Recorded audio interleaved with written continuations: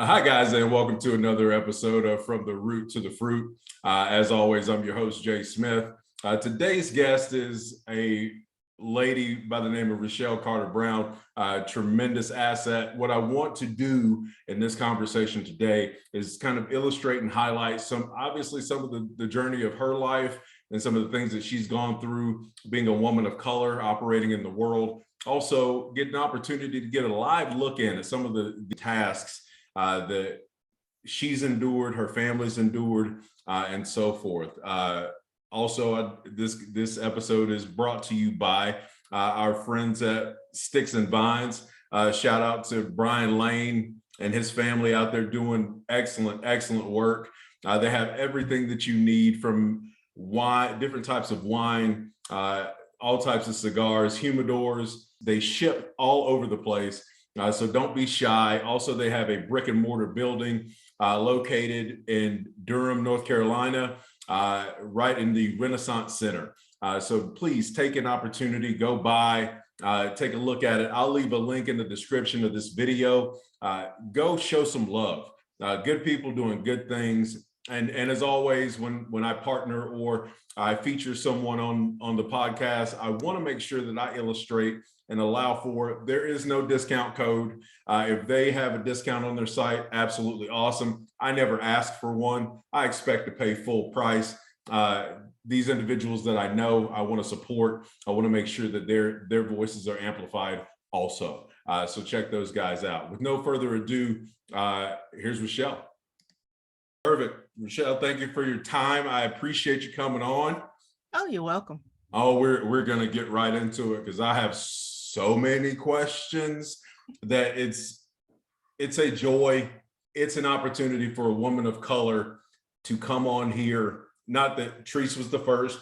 I'm not poo-pooing that, but it's different when you have two grown children. You've already been there, done that, been in the dirt.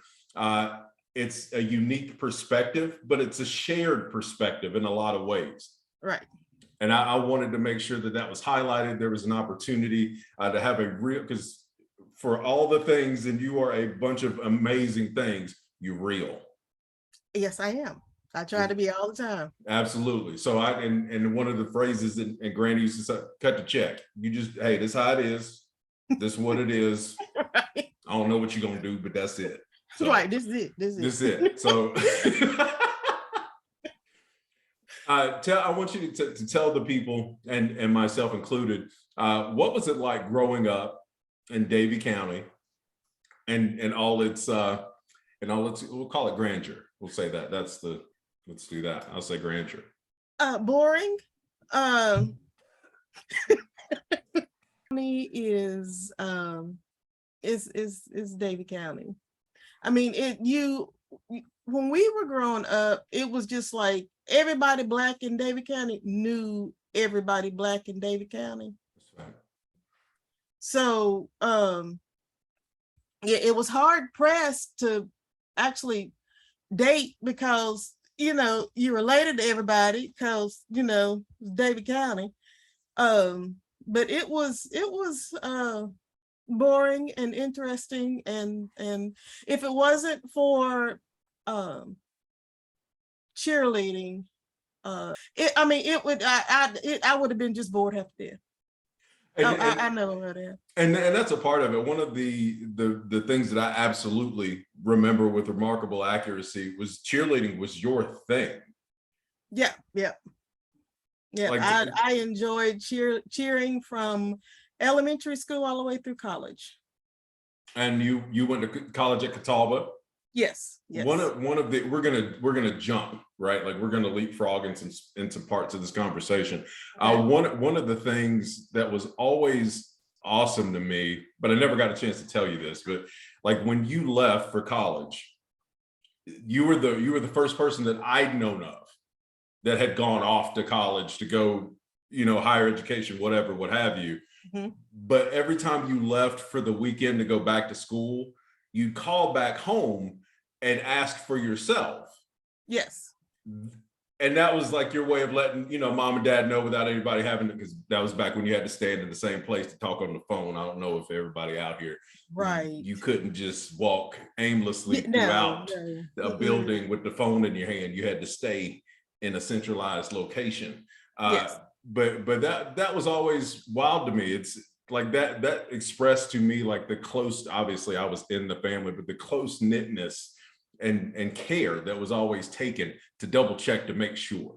Yes. Yeah. I always had to make sure that my mom knew that I was back on campus, because daddy was on the road, LD truck driver, so he half time he didn't know who we were, but mama had, she knew every day where we were, and so we had to make sure that her nerves were calm. So, and it would take me 45 minutes to get from home to college, and she would, she'd be on pins and needles till I got there. Oh shit, yeah. And she's pacing in the house. I was alive looking because I was still way younger. I'm hanging out at the house, you drinking the grape Kool-Aid, because she still make the best Kool-Aid. Still makes. Now my daughters will not drink it because they said it tastes like Benadryl, but I like it. So hey, you grew up on that. I'm here, so it's one of those deals. But no, I'd hang out over there, and I'm not kidding. You could tell she'd get up, walk to the kitchen, walk back to walk back to the kitchen. Then the phone would ring, and I pick. Hey, is Richelle there? Well, no, she just left. Dummy, it's her telling us she's there. Oh, right. Oh. Well, she wasn't here. I didn't see her, so I guess that's that. But no, what were some of the things that you had to deal with obviously the expectation of boredom? Because on that hill, there's not a lot to do. I did a bunch of stuff that I probably shouldn't have done, but there's not a lot to do. Yeah, climb trees. We were all up in all them trees, and this was before we were smart enough to be scared of snakes. So we were up in the trees and walking through the forest, and like it was nothing. Now I'm not even walking through high grass, so I know. That's one of the, and that's a part of it too, right? Like being brown and being from Davie County was just different. To your point, you know everybody, and the expectation is everybody knows you, right? And a lot of times that's not the case. But sometimes, like you get like that Kevin Bacon degree of separation. You legitimately and then you go to a family reunion and you're like, oh, okay, right, I know all of you, right, and I won't say popular, but I guess, I was a cheerleader.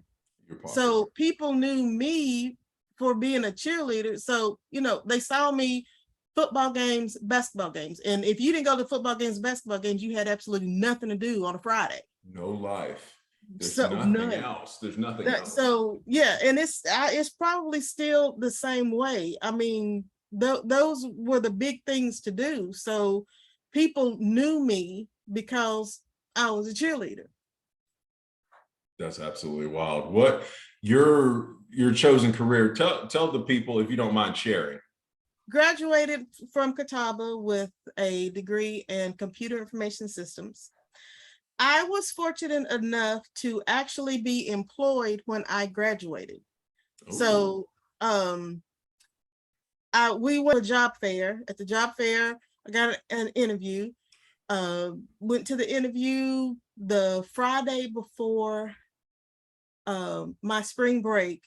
They called and said, we would like to offer you this position. And I said, I would like to accept. I'm gonna take that. I'm gonna take that. Right. So from the time that I was employed. So I after graduation, I moved down to Charlotte into my apartment. I was down there for about a month before my job started. But I mean, I have been in my field since I graduated. So I am lucky in that regard, because everybody can't say that. It's true. Now, and I'm also a Black woman in IT, which is somewhat still unheard of. I'm going to go ahead and tell you, they are having the darndest time trying to figure out how to allow for the space for, they want authenticity, but they want it metered and measured to a level that seems very symmetrical. So it can't be authentic, can it? They want a token. That's all I'm saying. I mean, we can talk, we can use weekend languages. I mean, that's what happens when you own it. Yeah. Yep. And I'm, what is that everywhere? I know, like I said, and especially in IT, you're the elite of the elite. Well, you have more Black women now that are going into STEM programs. But I mean, I graduated high school in 87, graduated from college in 91. And granted, Catawba was a small college, but I was still the only Black girl that was in IT. Give me what you can, right? Like there's got to be conversations around this, right? Like it got to be. Yeah, there are a lot of conversations around it. A lot of conversations that, that are just a whole bunch of words that really don't mean anything when it comes to companies as well. Because this whole diversity and equality culture that we've had since George Floyd is a whole bunch of smoke and mirrors and words that have absolutely no action. That was, I'm fresh off this conversation last night. To that, I said almost verbatim, at least spitting distance, what you express. It sounds good, mm-hmm. But as human beings, I feel we generally never rise to the occasion. We always revert back to what we were trained to do, how we were trained to be. Yep. So with that in mind, how can you, this particular outfit, they don't have people that look like you or I, but they're speaking for the people that look like you or I. So how does that work? You're telling me to be authentic, but you have no idea what my authentic self would ever look like. Right. And, they're always going to have those tokens. So we're going to name this one an executive, and this is going to be a Black female. And we're going to name this one an executive, and this is going to be a Black male. And see, we have Black friends. And a color TV. Right. So we are diverse. No, you're really not. I mean, you even on, there's been so many instances that my opinion has been overlooked. And I think a lot of it has to do with me, one, being a Black woman, and me, two, being a Black woman in this field. Right. And then when what I said either comes to fruition or is the correct thing, then it's kind of, well, let's just do it this way. Not thank you, Richelle, for your input and what you, well, how about why don't we just try it this way? Yeah. That, I suggested 6 months ago. So what, and I'm petty. So I know y'all know, she know too, but I know y'all know. And from the standpoint, I do try to do the right thing, but from the standpoint of, if I know I said it, like, how do you fight that in those spaces, in those spots where I told y'all what the right thing was? I told y'all. I'm gonna speak up for me because nobody else is gonna do it. That's but that's how I know. Does that make sense? Like that's how Yeah. I know you, but I don't know the you that you like. We all present differently, Baby, not me. Nope, nope. The Richelle, the Donna Richelle that you see Sunday through Monday through Saturday, the same one you're gonna see on Sunday, and it's gonna be the same one that you're gonna see 8 to 5. Because I'm just not you know, and I used to be the one that would just, you know, sit back and okay, yeah, we're gonna let somebody else take credit for that. No, I'm not gonna do that. I'm too grown. I love that. Yeah, because that's one of the major issues that I've just recently had. Like I was like, oh, I'm a professional poker player, have been for 15 years, do great, enjoy what I do, but I had this dumbass idea that you know what? Over a drink, I had a drink with a guy. I'm not going to say the place. Won't give him the time on here. He was like, "Hey, I want you to come in. I want you to do it your way." Wait, my way? Yeah. I'm gonna do this my way. Mine. Oh, cool. Come in. Yeah. You're gonna be able to do it your way the whole bit. My wife cautioned me. I heard her, but I wasn't listening. She was like, "Hey, it's a corporate setting, babe. You can, but at what cost to you? Like you personally? That's not how you emote. That's not who you. It's gonna be tough." I said, "Bet I can do." Okay, I can do that. I walk in there. It took like 6 weeks. I was above board. I got spoken to like a dog. I wouldn't talk to a dog. Some of the spots that I was talked to because of the money they were spending. Some of the spots, I'm like, ooh, okay, well, I could give it to you, but I'm gonna go to prison. And I don't want to do that. I got the baby, I got the babies and the stuff in there, Kate. Okay, I said and I said, I'm like, we're gonna have to part ways. I think that's the best way to do it. Richelle, they've called me. I left like a month ago. They've called me every week. Every week. I wish I was kidding. I'm in the process of having a conversation via email with some higher ups. Like, so you're coming back? No. What part of I left did you not understand? Why would I explain? Like, and right, I'm talking through it. I'm rational sometimes. I'm like, hey, what?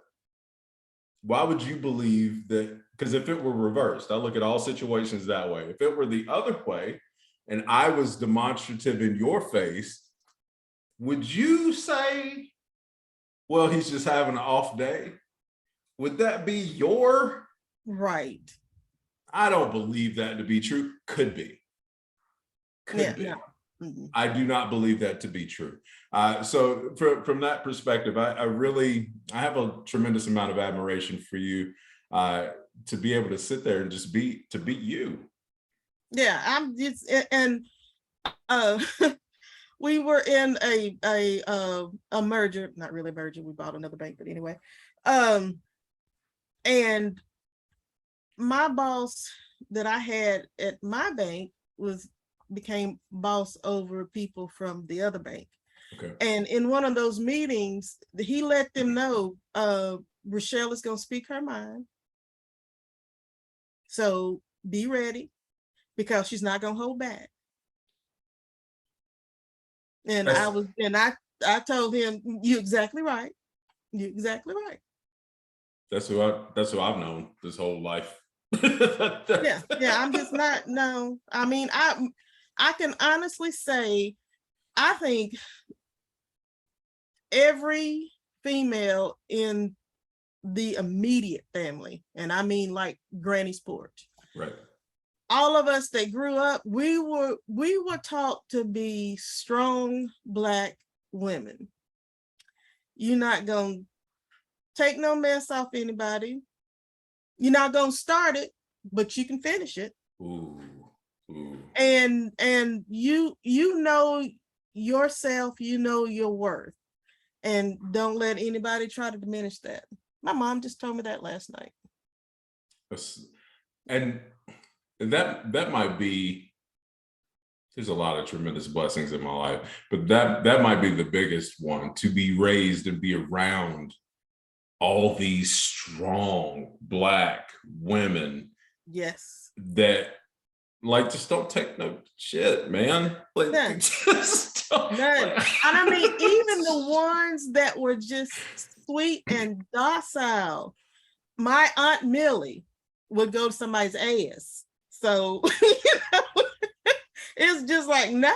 I mean, because you would think, oh, she is just so sweet. She is a honey. When I tell you that she and my mama and Stephen were going to whoop this nurse's ass because they thought that she gave Dunchel's vaccine shots too strong. That woman, she just does not realize that she escaped with her life that day. I was like, oh my Jesus, I ain't got bail for 3 y'all. So I'm gonna need like, somebody got to pick. Y'all got to pick. I'm gonna need one of y'all to go down there with a little bit of decorum. No. They was all ready to fight. And again, and it can't be overstated for me. Like Al and I were talking on the thing, just having, honestly, excuse me, just having honestly women and leadership around you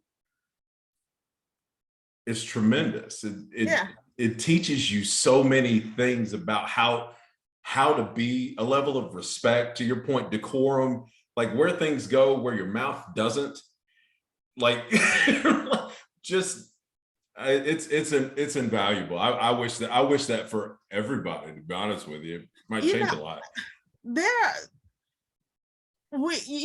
All families have their issues, their ups and downs, but I can honestly say we were raised by some good people. I mean, we none of us were born with a silver spoon in our mouths, even though people thought we were. But that's just because of the way that we were raised. We were raised by parents who took care of us. Yes. And who genuinely loved us, and who weren't growing up with us, which really makes a big difference. That you hit the nail on the head, and that's a part of it too, right? Like even when we first met, there was like a regal, I don't even know like a better word or phrase to put, it was like a regalness to just the Carters, right? Like just the standard was just different. The expectation was just different. Right. And I've always, even Aunt Faye, your mom, like her working with the housing authority and every single office in the church. Her welcome was like box office every Sunday. Right.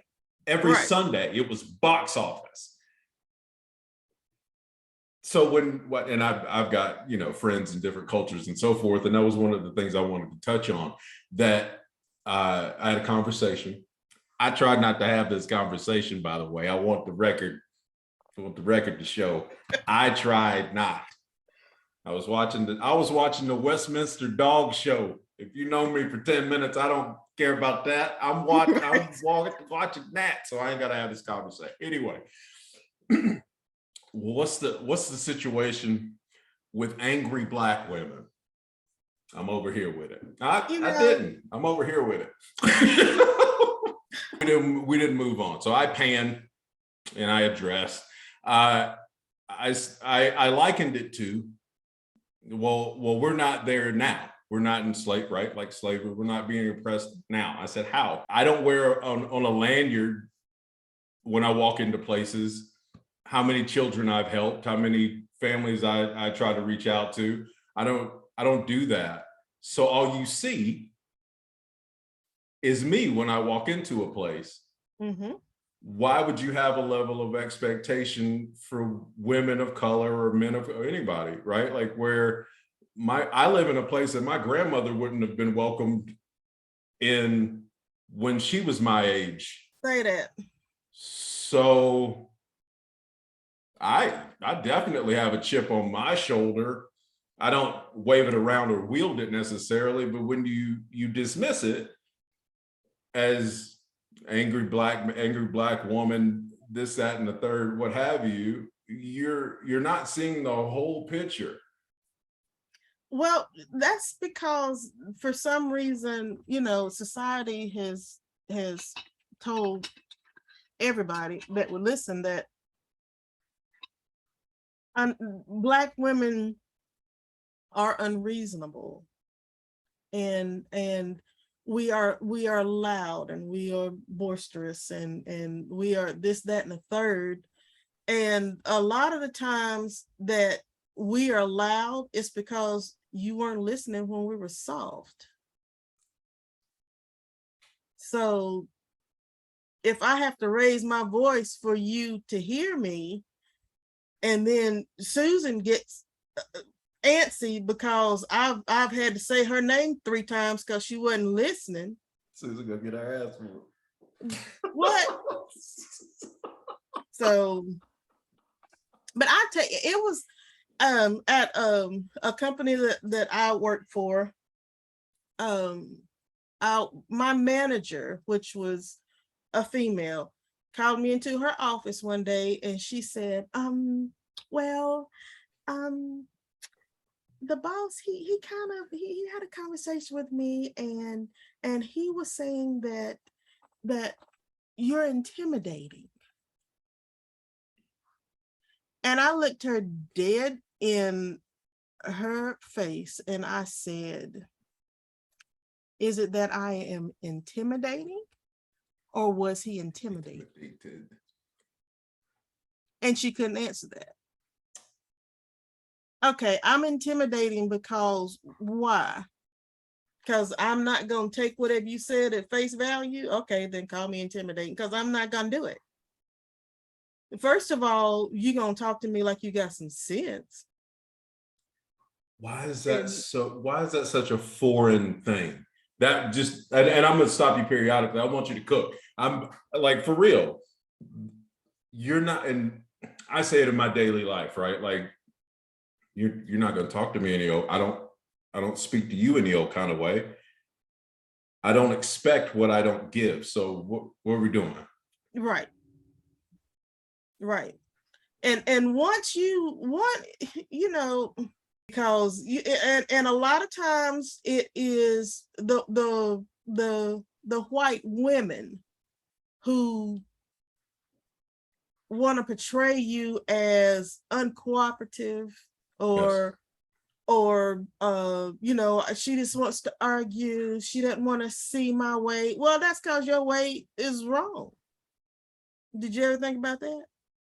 That one that's gonna back down from you just because you can look like you getting ready to cry in 3 seconds, because those tears mean absolutely nothing to me. Nothing. They don't move anything. They don't move anything. I'm gonna need you to wipe them tears and come on back and talk to me like an adult. So why and obviously this is opinion based. Why is it that most people can't eat what they serve? Because they don't think it's going to come back to them. Okay. But when you have lived the majority of your life with the complexion for the protection. Oh, don't hurt it. And you have been privileged enough to say whatever you want to say and not have anything come back to you. But now things have changed. You don't want things to change. You want to be able to say whatever you want to say, do whatever you want to do, and that person that you're talking to is just supposed to accept it. Well, no, I'm sorry. But here's I guess the caveat for me. I'm for it, but it's gotta go both ways, right? Both ways. That's all. I'm for it. Hey, if we gonna get down, let's get down. Right. But we gotta go both. We gotta have this street go both ways. Otherwise, it's gonna go one way. I can't do that. Right. And I'm not gonna do it. I'm not. And you get a lot of, well, they've been doing this for years, and so Say just it. listen to what they're, and I'm like, I no. And first of all, if one person learned how to do it, somebody else can learn how to do it. So Yes. you can nix that stuff about they've been doing it for years, because if they learned it, somebody else can. And guess what? Technology. How about that? And Things then have changed, things have evolved. So just because you were counting on the abacus doesn't mean that we're gonna still do that. that's 100% it. And that might be, I call it the stunt for change, any type of change. That's the way we've always done it. Right. That Right. you're not speaking to the efficacy, you're not speaking to what it is for everyone or anyone for that matter. You're just right. saying, hey, this is what we're doing. Yeah, this is how we've always done it, so we're gonna do it this way. Well, just because that's the way you've always done it doesn't mean it was the right way. Yep, absolutely. You're raising two amazing women. Yes. What I can't even imagine. Well, I've had a amazing opportunity to spend some time around these young ladies. They're on it. They get it. What are some of the things that you taught them along this journey, from your own standpoint and from the standpoint of the middle? Because let me be real right here. Like, it's hard to find. I'm not going to throw people's names under the bus or what have you. There's some people in our lives, professionally and personally, that are like losing their hair, going through all types of changes, emotionally, physically, and otherwise, because of what they do in the world for a job, to seek space, to try to get ahead, or find a modicum of success. What are the things that you're teaching your young ladies? Because to be quite candid, they're just like their mama. They're real, they're straight up, they tell you how it is. Right. Well, the main thing that I have ever said to them, and I say it still, you rely on nobody but you. You cannot rely on somebody else for anything, because the one thing that somebody's gonna do is let you down. That's and it could be for anything, but somebody's gonna let you down about something. And in order for you to be happy in life, you have to be happy with you. Nobody else can make you happy. Now, somebody else can add to it and put a smile on your face, but they can't make you happy. You have to be happy with yourself first. But my main thing is, you rely on you. I could care less if you've got a boyfriend or a husband or whatever. You can't put all your trust in that relationship. You can't put all your trust in that man. You have to stand on your own 2 feet. I love it. I love it. The world that they are growing into themselves in is grossly different from the world that we grew up in, and so forth, right? Like, what are some of, like, whether it's TikTok, whether it's Instagram, what OnlyFans? I just found out about OnlyFans like 2 weeks ago. Like, I'm like, wait, I thought it was something. I thought, man, you mean I didn't go get into that. I thought it was something, man. Mackenzie asked me something unrelated. She was like, nah, but I was like, oh, they got the OnlyFans thing. And she's like, Dad, I don't have no OnlyFans. And I was like, well, what do you think OnlyFans is? And she asked me, I'm like, I don't know. She told me what it was. I was like, I'll choke the life out of your soul. Right. And then we gonna stand in line and we gonna do it, because we gonna reciprocate her and do it again. I'm like, have you? And she's like, so wait, I tell you about something, and then you get back. I'm like, welcome to parenthood.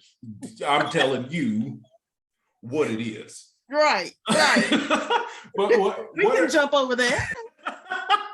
What's being a parent is exponentially, I feel, obviously I'm doing it in this time too, but it's exponentially more difficult than get home before the streetlights come on. What are the things that help you along that journey? Well, This house was like my parents' house. It was the house that had extra kids in it every weekend. Okay. And when I say every weekend, I'm saying from middle school all the way through high school. There was always extra kids in my house every weekend. Some of them stayed with us for months at a time, like Oh, wow. clothes, move in, everything. And I think a lot of that has to do with I was a parent. I wasn't my kids' friends. You know, I'm not your little friend. They heard that a lot. They heard that a lot. I Because can't. I am not your little friend. Thank you. Thank you for putting it on there in a way it was actually delivered, because I got that. I ain't Right. Right. I don't know who the hell you think you're talking to, but you ain't talking to one of your little friends. And I'm also not Boo Boo Foo. So there you go. And that was in rest in peace to my grandmother, Lord have mercy. She used to tell me straight up, like, hey, where are they at? And I'm looking around dumb as who you talking to? right.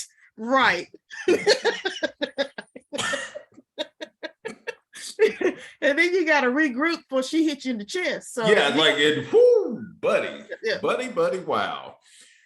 That's a part of it too, right? Like your lines are very clear. Mm-hmm. Like, hey, I'm the parent. This is what it's going to be. Now you take all the time you need, but I'd hurry up. Right. To get right. the understanding what that is. Like we're not buddies, and that's a part of the right. Like Kyler just graduated from high school and so forth. Mackenzie's in the thralls of. I just had 7 or 8 teenagers over here at the pool, and they're I'm like, hey, everybody stop. I'm gonna respect you as long as you respect my home, my space. I have no problem. I'll drop you off at 3 o'clock in the morning at your doorstep. Won't think twice. Will not think twice. Never. And I have never really had to have that conversation because at first it was just a whole bunch of girls, and I mean every weekend it would be somebody different or somebody same. It didn't really matter. And then but they grew up also with Maurice's best friend's son. So Arrington is my child. Matilda had him, but he's still my child. So whenever Arrington came over, he would bring his friends. Okay. So it was always a house full of guys and gals, but they always knew what my rule was. Don't make me have to come out this room because it's not gonna be nice. It's not gonna be pretty. Nothing good. I mean, but it would be times that I would go to bed and I'd be the only one in the house, and then I'd wake up the next morning and it would be 8 to 10 kids in this house, guys and girls sleeping wherever they could put their heads. They would be on the couches, on the floors. They started bringing their own blankets and pillows. Yeah. It was one time that we knew the weatherman was right. It was going to snow and we were going to get snowed in. Arrington and his boys call the girls and say, we getting ready to get snowed in. They come over with blankets, with pillows, with video games, and they were here the weekend because they planned on getting snowed in, and that's exactly what happened. Wow. What are some of the and I'll ask this question because I do this, I reflect all the time. I do a lot of dumb stuff, but I think very deeply. Admittedly, so that's me, not everybody. That's me. I know me very well. What would you hope they took away from all the information that you've given them? The one thing that I hope they took away is, without a doubt, they are strong Black women who can fend for themselves, who can take care of themselves, and who should have a whole lot of pride in themselves. I love that. That's very succinct. Yes. This is, I am always telling them how proud I am of them. I mean, because that's reinforcements, and they need to hear that. And they hear it from me all the time. Even though I tell them, yeah, y'all are crazy as hell. I'm proud of them, but y'all are crazy as hell. you get that right to be, and from a, Mom Faye calls me the prodigal son. Mm-hmm. And I love it. I get it. I'm for it. The having people that believe in you when you don't believe in yourself is one of the most liberating and, to your word, reinforcing in a dark place. And when you don't know, you don't understand, right? You're trying to figure it out, knowing that, hey, you matter. It's important. Mm-hmm. You'll get there. When you get there, don't break everything in the room on the way to getting there. But when you get there, we'll be here. Right. That's invaluable. Right. And I've told my kids on numerous times, life is a marathon, is not a race. So do not compare your circumstances with somebody else's, because it's really and truly not the same. And they are both here at the house, staying with me, mainly because they want to live rent free. But anyway, but they are here, and I told them, as long as I have breath in my body, you have rooms that you can come to, because I'm not one of those that you're 18 years old now, so you got to get out of my house. Nope, because you have not prepared this 18-year-old to get out of your house. If you need to be here because both of them are in school, both of them are trying to better themselves, what better place is there to be where you don't have to worry about shelter, food? You know, you don't have to worry about any of that because your mama got it. That's so right. Y'all do whatever you need to do, because I want you all to be successful for you. You're not doing it for me. You are being successful for you, so that later on y'all can give me an allowance and I can retire. You got to get, yeah, I'm with you, but you don't, okay, yeah. Hey, get mama a 3-piece with a wing snack, something, you know. So,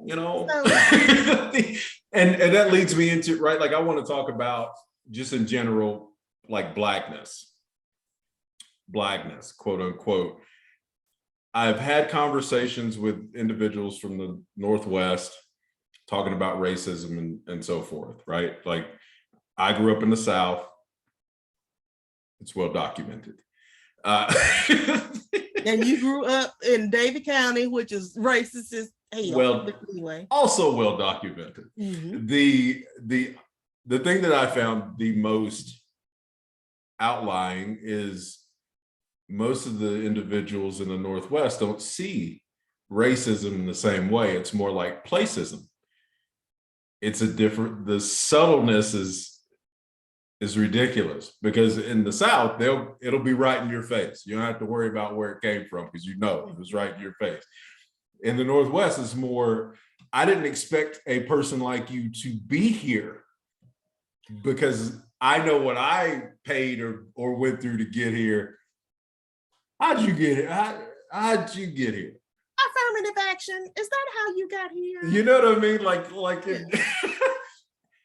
What is that to you, right? Like as from a place of a standard, because every Black person is not the same, and how they feel, operate, or otherwise, right? We can't be expected to.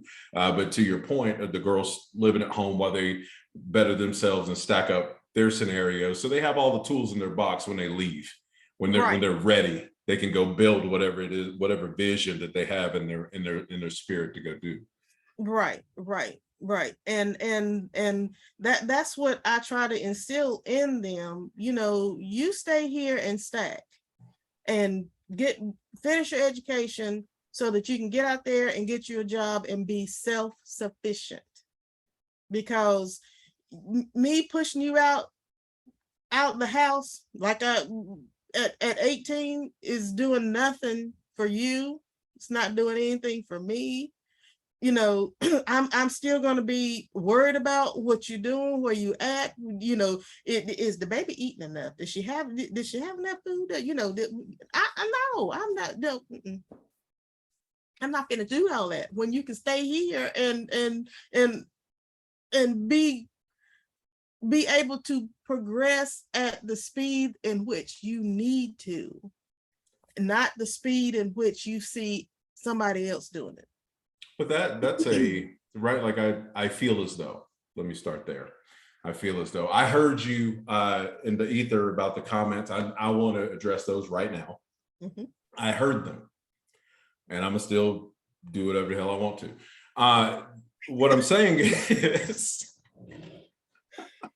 like other cultures, right? Like Asian cultures and so forth. It's a grooming process in a good way, not the way R. Kelly and them was bullshitting Right. with it.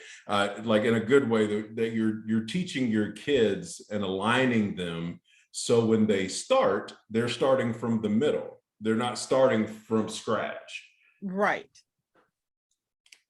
And I feel like we as we plural, more than one, also in addition to as a Black culture, don't do that as much for the and I would say, like, let's be fundamental about it. A lot of the parents weren't ready to be parent. To your earlier point, ours didn't have to be growing up while also growing you, right? Like Right. it was a completely different scenario. Right. And I feel like that's where we're kind of getting disjointed in a lot of ways, where certain subsets, like, you're not Black enough, or well why do you speak so properly? Well, because I'm educated. Well, I don't understand. Why would I come this far to only be this far when I got here? I don't understand. Exactly. And the girls got a lot of, well, y'all are bougie. Well, no, we're not. Well, no, they are bougie, but they got it from the grandmama. But their bouginess is not an air of superiority. Right. Their bouginess is just the way they were raised. I mean, you know, we all had to, you know, get out of dirt. Yes. We definitely had to do that, but we were still raised to be classy young ladies. And I have told my kids, I've told anybody, I'm not raising bad bitches, and my brother's not raising the street nigga. That's not what we doing. Blessed be. So no, I'm not, and I'm not raising somebody to be some mouthy little bad bitch. No, I'm raising young ladies who are gonna know how to present themselves to the world, no matter what environment they're in, be it corporate or be it street. But that's exactly what I meant from the outset, right? Like, when it's regal. It's regal. I don't mean like it's a literal like crown or something like this. I really mean like it's a way of carrying. We were all fundamentally taught you carry yourself a certain way. Exactly. I'm not better than the man down the street that shovels trash or nothing like that. Matter of fact, I help him anytime I can. I also know what I'm worth. Right. I also respect me. I say sir and ma'am to this day because I'm supposed to. Also, I can still feel the smack in the back of my head Right. when I didn't. Like, it's just, it really is. It's really, I don't have another word that goes there that can permeate what I'm trying to express. It's regal. Yeah, and it is how all of us were raised. And I mean, granny's porch all the way across. This is how all of us were raised. But then again, we were raised by parents. Yes. And we weren't raised by parents who had us and then dropped us off at the grandparents' house. No. So we weren't, that wasn't how we were brought up. Well, that and Al and I talked about that as well. The value for others, that it matters more to me. Like, even right, like you guys came, and that's such a blessing for me. You guys coming to the house and everything else. I know, and ain't nobody else been in that room. Logan's like, no, Dad, no, that's our no. Right. I'm like, no, we gonna change. I'm a vacuum. What you talking about? No, yeah, that is hers. No. But that where I need to show you that I appreciate, right? Like that reciprocalness, like all the, you taught me how to make French fries. Oh yeah. Mm-hmm. Like all these pieces that kind of fell together, like you let me borrow your Honda Accord. It was like pewter, like silver, copper, gold. You're like, nah, just take it. You got, nah, just take it. I've never driven so careful. What was I gonna do? I've never driven so careful in my lifetime. In my lifetime, it had nothing to do, right? Like with I obviously appreciated the action. That wasn't it. It meant something to me that you trusted me enough. Obviously, I'm loop-de-loop with insurance and whatever. But my mindset was, don't mess this up. That was 135% my mind. Don't make sure you go stop for gas. Make sure you top the damn tank off. Don't bring this back, even if you don't ever need it to don't bring this back with no gas. Put gas in it. But little things like that kind of inform and stage and put out what you're getting back. That's what I meant when the outset, where I don't serve what I've never received. Right. Like I show up, I'll give you whatever energy you need. Just make sure you want it. Right. Right. It's either, make sure what you're getting into or pick something safe to do. One or the other. So what are the things that are next? Obviously you're crushing your field. That climb was not easy. No. But let's make sure that it's very understated in the conversation, but I don't want to gloss over it, that it wasn't easy, and you do it your way and align it with the quote unquote right way. By that, I mean treating people the way they should be treated. Also making sure people are treating you the way you should be treated. That it's a lost art, man. And I always, back to how we were raised, I always try to treat people the way I would want to be treated. Now, if you are stupid, then sometimes you have to let stupid show stupid how to be stupid. Ooh. So okay. That's just like sometimes you have to let crazy see crazy. Well, I got yeah, and then once you get there and you cross that line, baby, that line is crossed. I mean, and my life is going in forward. I don't go in reverse. So you can try me if you want to. You only gonna get that one chance. So it's one shot. Same. Same. Because I can't risk it. You know what's on the line from the beginning. I can't risk it. Right. And I'm just not gonna give you a second chance to make me look like a fool. Yep. What'd you do with the first one? Right. Listen. And I will tell my kids in a heartbeat, experience is the best teacher. Yes. So, and a lot of times, especially my oldest, at times I wanted to pop her head off her shoulders. But a lot of times when they don't want to listen, you just got to be like, all right. Okay. Okay. And then later on, they come back and say, That one right there. Right. Mhm. Well, yeah, I Mhm. try to tell you, but experience is the best teacher.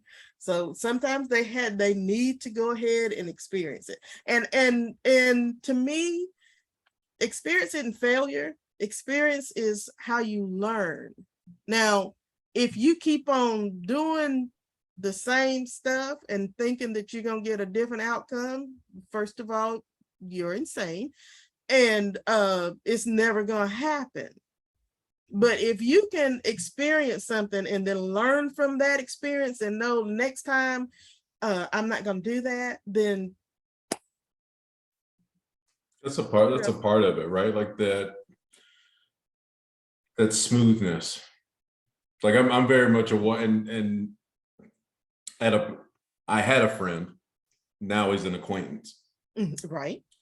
that we just didn't agree. To your right, the George Floyd, we were all locked indoors and the whole bit. And I'm fine. I didn't used to be. We all grow. I hope. I hope, right? Like I strive to grow. Yeah, I'm still trying to grow. I'm working on, yeah. I tell I'm held together with prayer and some duct tape some days, but he felt some kind of way. I let it go. I have 2 no-fly zones. 2. My wife is no-fly zone, and my kids. Right. I'll talk to you all the live long day. We can figure almost anything else out. Won't figure those 2 things out with you. He stepped out of line. My wife felt like he stepped out of line, so that was it. That was no intention of, nor do I, like, I don't want to have a relationship, but I do respect and understand the situation in which you currently find yourself. Let me offer you a positive word if I can. That's the way that I took that, and I felt better about it. But to your point, it's a one-shot deal. You know what's on the line when you sign up. Yeah. If you don't like what's happening, please, comments, feedback is welcome. But once I make the adjustments, you do something outside those lines again, we out. I can't do it. Yeah, that's it. It's just one and done. I'm gonna give you one chance, and I'll give anybody, that one chance. So you got a second chance, but after that, baby, I'm so sorry. What you want. I'm sorry. This can't be it, because I'm gonna have to catch you down the road. Yeah, because I start cussing and stuff. So no, it's not worth all that. It is really not worth that. Thank you so much for your time. This has been wonderful. I have enjoyed every bit of it. I truly, truly cannot say thank you enough. I certainly hope that this information has helped someone, or given at least some insight into these difficult, they're not difficult for us. We're Black. We're used to difficult. That's not it. Right. It's difficult because you don't want to listen to understand. You want to listen to respond. Man, say that. And I try to listen, to actually hear, listen. And if I don't respond, it's not because I ignored you. That's because what you said really doesn't need a response. A lot of times you're talking because you need to get it off your chest, but you don't need me to respond anything. You just need to get it off your chest. That's it. And I'm for that. You're welcome to do that, but I don't think you need me to do that. You can talk to yourself. Jesus is always on the main line. You can call him. Tell him what you want. Tell him what you want. This has been another episode of From the Root to the Fruit. Please take the time to like and subscribe. Once again, thank you so much, Richelle. I genuinely appreciate it. We will catch you guys next time. Thank you so much.